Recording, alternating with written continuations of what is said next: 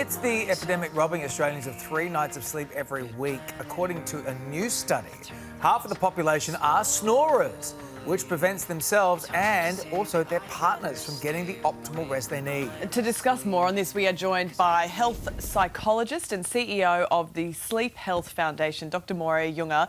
Dr. Moira, thank you very much for joining us. What are the most common signs and symptoms your snoring is associated with a sleep disorder?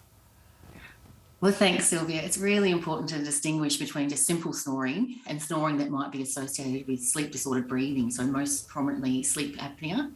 So looking for excessive daytime sleepiness. So those people who feel like they can fall asleep anywhere and it's not normal to be that sleepy. Difficulty concentrating, unintentional naps, maybe having one of like a bed partner witnessing you actually stopping breathing during the night.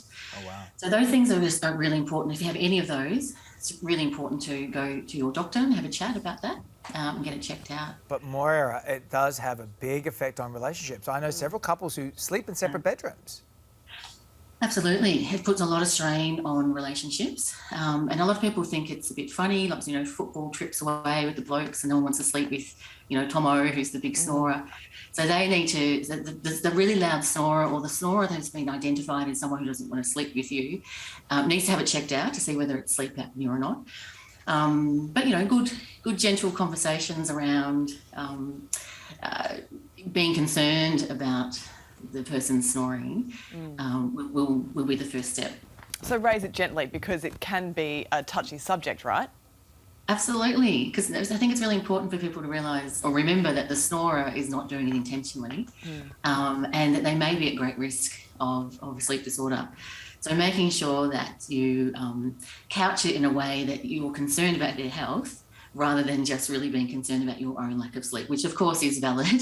It's a really awful thing for people, for both bed partners. So getting it checked out is the most important thing. But, I have friends who have this problem and they don't want to have that big sleep apnea machine that you've got to carry around with you, and it's like, it's like an old school mobile phone from the 80s. Is there a cure for snoring? Have you seen? Yeah, well, you were saying they're really, well, first of all, the CPAP machines are really, mostly these days, are really streamlined, small, compact, quiet.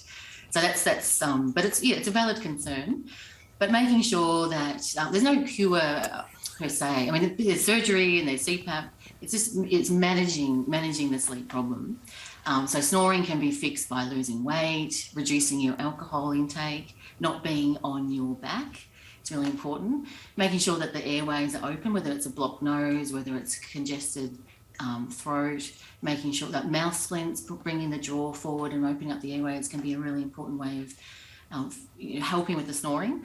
But snoring just on its own, if it's just simple snoring that's not associated with a sleep problem, and that's been identified via a sleep study and going to a sleep physician, the snoring then becomes really the problem of the bed partner.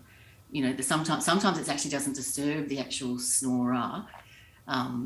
It's actually becomes just a social, emotional problem and a really big sleep disturbance problem for the bed partner who might be quite snorey. sensitive. The snorey. Dr. Moira, thank you so much for being here again. Some good insight there. Still to come on the show, here's